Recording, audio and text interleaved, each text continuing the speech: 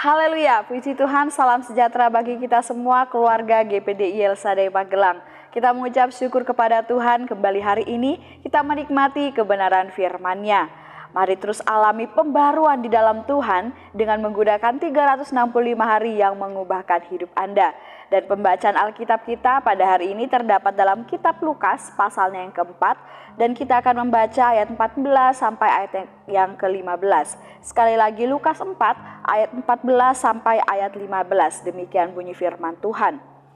Dalam kuasa Roh kembalilah Yesus ke Galilea. Dan tersiarlah kabar tentang Dia di seluruh daerah itu.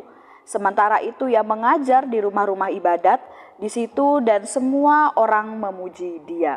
Puji Tuhan. Bapak Ibu yang diberkati oleh Tuhan, renungan firman Tuhan hari ini saya berikan judul Hidup dalam Kuasa Roh.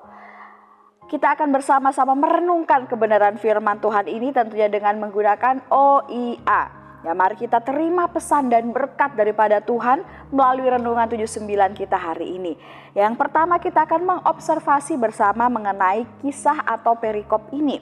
Siapa saja tokoh yang terlibat dalam kisah dalam perikop ini yang kita sudah baca tadi dari ayat 14 sampai ayatnya yang ke-15. Di sini kita dapat menemukan ada Tuhan Yesus dan juga ada orang-orang yang ada di daerah Galilea. Nah, apa inti atau peristiwa yang terjadi dalam kisah ini?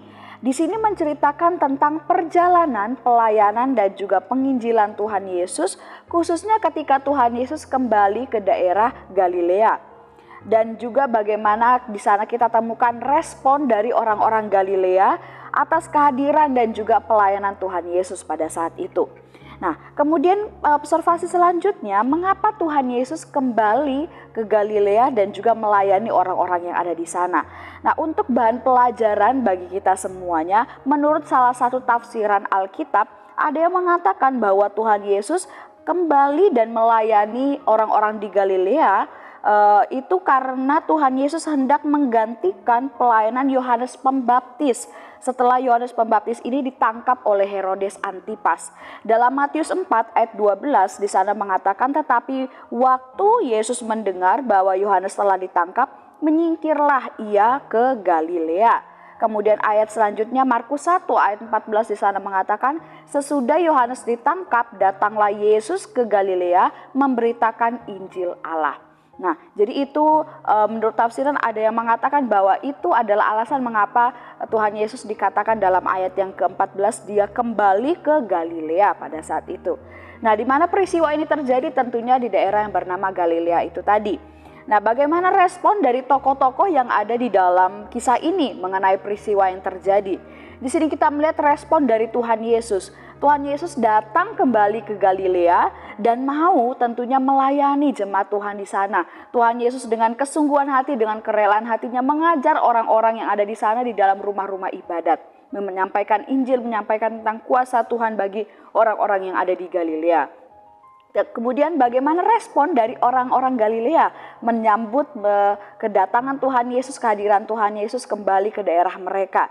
Di situ dikatakan bahwa orang-orang Galilea ini mereka memuji Tuhan Yesus karena pelayanan dan pengajarannya. Bahkan kabar tentang kehadiran Tuhan Yesus di Galilea itu tersebar di seluruh daerah tersebut. Ya, bagaimana ada respon positif dan juga sambutan yang baik dari orang-orang Galilea ketika Tuhan Yesus kembali datang ke daerah mereka dan melayani di sana. Nah, itu observasi yang bisa kita temukan dalam kisah ini. Kemudian interpretasinya. Dari peristiwa ini pelajaran apa yang kita dapatkan? Di sini kita belajar Bapak Ibu dari pribadi Tuhan Yesus. Mari kita mau hidup dalam kuasa Roh. Di sini kita dapat melihat dan belajar dari Tuhan Yesus. Ketika Tuhan Yesus dalam kuasa Roh, seperti yang dikatakan dalam ayat 14, dalam kuasa Roh, maka apa yang Tuhan Yesus lakukan? Maka apa yang terjadi dalam kehidupan Tuhan Yesus? Yaitu dipimpin. Dan kita pun juga sama Bapak Ibu, ketika kita hidup di dalam Roh, maka kita akan dipimpin. Di ayat 14 kita melihat ketika Tuhan Yesus ini kembali ke Galilea, itu dalam keadaan Tuhan Yesus dalam kuasa Roh. Kemudian Tuhan Yesus kembali ke daerah Galilea. Begitupun juga dengan kita, jika kita hidup dalam kuasa Roh, Roh Kudus tentunya, maka arah hidup dan perbuatan kita itu pasti akan selalu dipimpin, dituntun, diarahkan, dikuasai oleh Roh, yaitu Roh Kudus itu juga. Sehingga kita akan selalu melakukan dan melangkah ke arah yang benar, ke jalan yang tepat sesuai dengan kehendak Tuhan. Yohanes 16 ayat 13a mengatakan, tetapi apabila ia datang, yaitu Roh kebenaran, ia akan memimpin kamu ke dalam seluruh kebenaran. Jadi saat kita hidup dalam Roh, kita pasti akan dipimpin, kita pasti akan dituntun kepada segala kebenaran, termasuk dalam perbuatan kita, jalan-jalan kita, masa depan kita, seluruh kehidupan kita akan selalu dituntun kepada kebenaran. Dan kemudian kita belajar dalam kuasa Roh, kita tidak hanya akan dipimpin, tapi kita juga akan dimampukan. Dalam ayat yang ke-15 kita dapat melihat bagaimana ketika Tuhan Yesus kembali ke daerah Galilea, di sana dikatakan Tuhan Yesus ini tidak hanya berdiam diri saja, tetapi dalam kuasa Roh Tuhan Yesus kemudian melayani, mengajar orang-orang yang ada di Galilea di dalam rumah-rumah ibadat mereka.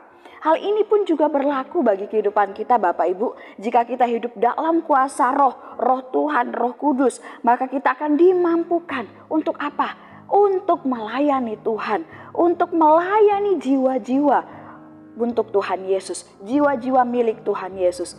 Dalam Roh Kudus, Tuhan pun akan berkenan dan pasti akan memakai kehidupan kita menjadi alat kemuliaannya, menjadi pembawa berkat, menjadi pembawa damai bagi banyak orang, bagi orang yang percaya Tuhan, bahkan orang yang belum mengenal Tuhan, sehingga mereka pun dibawa untuk bisa percaya kepada Tuhan Yesus. Kisah Para Rasul 1 ayat 8 mengatakan, tetapi kamu akan menerima kuasa kalau Roh Kudus turun ke atas kamu, dan kamu akan menjadi saksiku di Yerusalem dan di seluruh Yudea dan Samaria dan sampai ke ujung bumi. Ya, di sini kita melihat bagaimana ketika kita dalam Roh, kita dimampukan untuk menjadi saksinya Tuhan, untuk menjadi pelayannya Tuhan dalam bidang pelayanan apapun dalam kehidupan kita yang Tuhan percayakan, kita pasti akan dimampukan. Oleh sebab itu perlunya kita hidup dalam Roh, hidup dipimpin oleh Roh. Nah, kemudian aplikasinya Bapak Ibu, lalu apa yang harus kita lakukan supaya kita dapat selalu hidup dalam kuasa Roh, Roh Tuhan atau Roh Kudus? Yang pertama, tentunya kita harus hidup dalam pertobatan. Kita harus bertobat, sungguh percaya kepada Tuhan Yesus, memberi diri untuk dibaptis, ya. Baptis selam atau baptisan air seperti yang juga dialami dan dilakukan oleh Tuhan Yesus. Itu adalah langkah utama yang harus kita lakukan.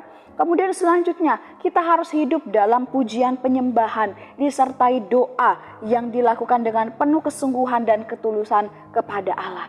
Saat kita sungguh-sungguh menyembah Tuhan, kita berdoa kepada Tuhan, di situ Roh Kudus akan bekerja memenuhi kehidupan kita.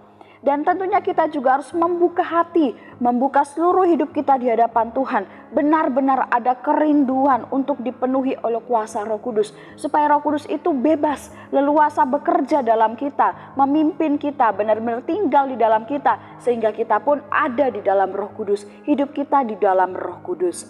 Nah Bapak Ibu yang diberkati oleh Tuhan, dari renungan firman Tuhan hari ini kita sama-sama belajar. Jadi kita harus hidup dalam kuasa Roh, dalam kuasa Roh Tuhan, dalam kuasa Roh Kudus, supaya kita selalu dipimpin. Kita juga selalu dimampukan oleh Tuhan untuk melakukan segala kehendak-Nya, segala hal yang sesuai dengan perintah Tuhan dalam kehidupan kita. Dan kita akan melihat bagaimana penyertaan Tuhan itu pasti akan sempurna dalam setiap kehidupan kita. Puji Tuhan, Tuhan Yesus memberkati kita semua melalui renungan firman Tuhan pada hari ini. Kami mengucapkan terima kasih bagi Bapak Ibu yang telah mengikuti Renungan 79. Kiranya dapat menjadi berkat kekuatan bagi kita semuanya. Bapak Ibu saudara-saudari yang ingin didoakan untuk pokok doa tertentu atau ingin menceritakan kesaksian, baik mujizat kesembuhan, pemulihan masalah keluarga dan lain-lain, dapat disalurkan melalui chat WhatsApp di nomor 0813 2742 0088. Mari kita akan mengakhiri renungan ini dengan berdoa. Kami mengucap syukur Tuhan Yesus buat kebenaran firman-Mu yang kami dapat nikmati hari ini. Firman-Mu yang mengajarkan kami, meneguhkan kami, bahwasannya ketika kami hidup dalam roh-Mu, kami akan dimampukan, kami akan dikuatkan, dan kami akan selalu dipimpin kehidupan kami, selalu berada di dalam kebenaran-Nya Tuhan. Tuhan memberkati setiap jemaat Tuhan yang ada di GPD Alsadai Magelang. Biarlah hidup kami semakin hari kami semakin cinta Tuhan dan semakin setia melayani Tuhan. Terima kasih ya Tuhan. Ya Tuhan Allah, Engkau telah memperlihatkan kepada keluarga GPD Alsadai Magelang kebesaran-Mu dan tangan-Mu yang kuat. Sebab Allah manakah melakukan perbuatan perkasa seperti Engkau? Terima kasih Tuhan, kami aminkan dan kami terima firman-Mu ini dengan penuh ucapan syukur dalam nama Tuhan Yesus. Haleluya. Amin.